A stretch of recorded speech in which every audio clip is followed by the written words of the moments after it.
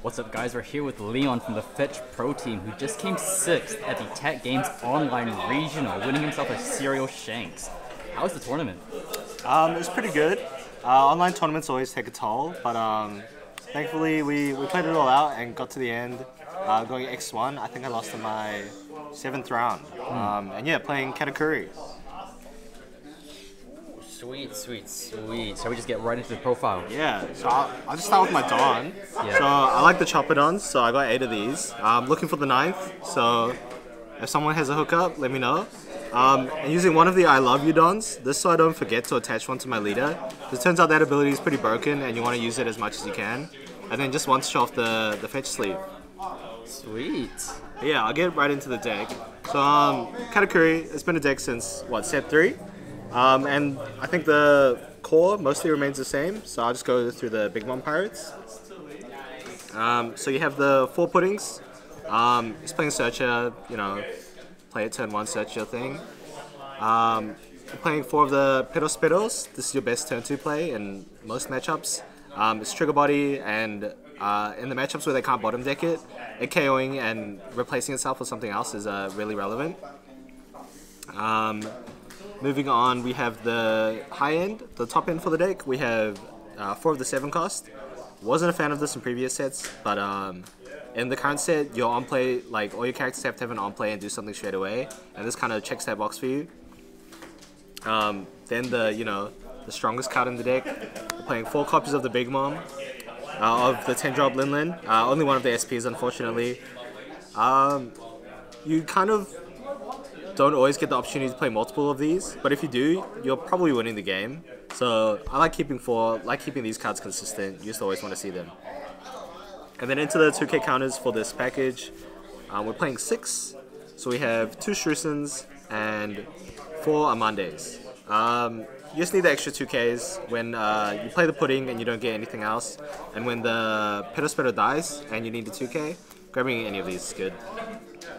So this is pretty self-explanatory, I think. And then just quickly, because this doesn't really fit in anywhere else, you have the best yellow 2K, probably. It's unsearchable, but you know, this trigger saves lives, saves Katakuri lives.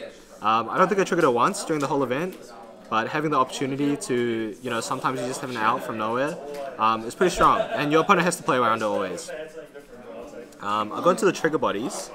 So I think this is where the, people get the most annoyed about Katakuri, or enjoy it the most. They're playing 4 Kikonojos, this one in the new cards. Yeah, it's a free trigger, which is super relevant. I think in old sets you'd run out of cards in hand quite quickly when you're trashing one to trigger something. And as well as that, on KO, if your opponent's on 3 or less life, which happens quite a lot because you're swinging for 7 all the time.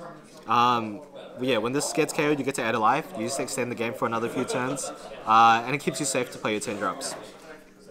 Also, you get the Sanji blocker. The block text doesn't really come up unless it's your last trigger of the game. If you trigger this early, you should probably just start swinging with it. I don't think I ever blocked with this the whole tournament, actually. I think I always swung, and then something else swung into it. So, doing this job, I guess. And then another one of the 2Ks, which is also a trigger body, is Satori. So, it's 2K, it's trigger body. Really relevant is that it costs 5. This makes it a bit harder for the Sakazuki and Gekko Morias to reduce the cost and KO it. For Saka, they can just Greater Option leader ability to get it to 2, but if you have 2, it's a bit harder. And for Moria, they kind of need to find a Greater Option, or use Greater Option plus another card, or use an Ice Age to get rid of this. And I'll keep this on this side actually, because I have something else. And then playing 4 cups of the Gadatsu. I think in all the bad matchups, this is the best thing you can do on turn 3.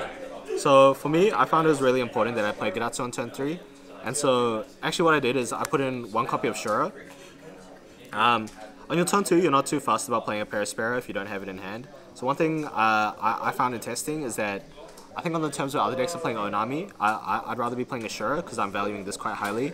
It also searches the 2K and Satori, and it also searches all your events, which I'll come up with. I'll get to. So that's the Sky Island characters, and they're getting into the events. So all of these are searchable by Shura. First, you have 2 of the 0 cost event. So This acts as a 2K and it turns one of your bricks into a 1K essentially. The deck has something like 22 non-counter cards, including the events. So being able to turn those into a counter is really strong. As well as this trigger effect is, you know, turns you into NL for 1 turn. Can't be killed. It's pretty strong. And then going into the Amarus. So this is pretty staple at this point. All the decks playing the 4-cost block is you get down to 1 life, you get to rest something, and go for game that way. Alternatively, it's also a very strong defensive card. You get to trash 2 bricks, 2 of your 22 bricks, to turn it into a life. And yeah, this one thing I like to do with this card actually is because you tend to draw too many of them, you only really need 1 in the late game. What happens is in the early game, if you played a Pudding or a Shura, you just want to swing 7 with your lead and then like play one of these, bump up one of these to 5k and just swing a lead again. So that's one thing that you can do if you're drawing too many Amarus. And the last thing is the Reject. One of the other new cards from the set.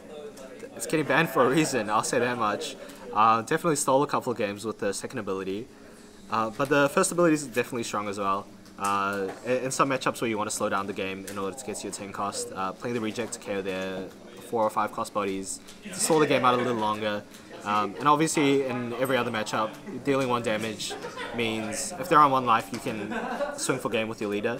As well as dealing 1 damage to yourself is relevant for dropping yourself from 2 life to 1 life, so you can use the Amara to rest something. This trigger, don't trigger this card unless you already have 1 in hand.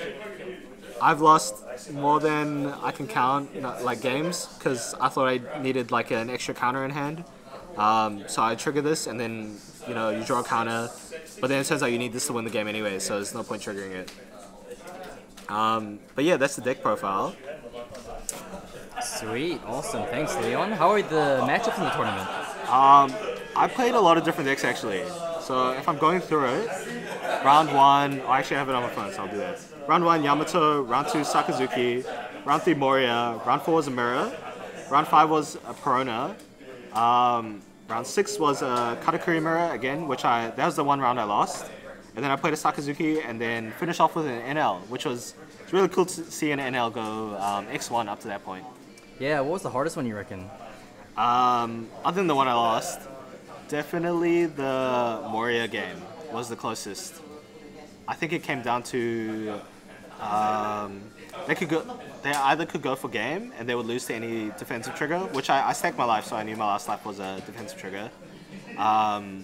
Or they could play super safe and play like 2 blockers. And then I think ultimately they chose to go for game, and they let me win that. And Mori is just a tough matchup in general. Thankfully I won the dice roll there.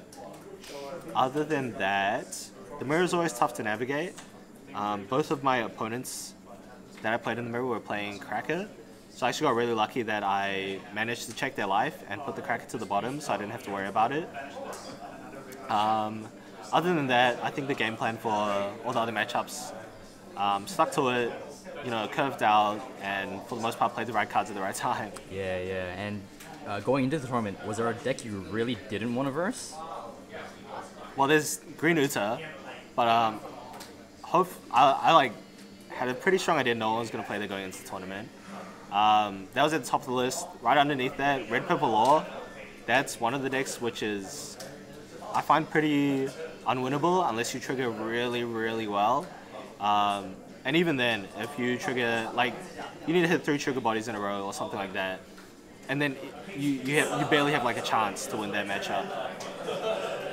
And other than that, just running into the undefeated Moria plays in the later rounds, that's always scary. That's a bad matchup for you already.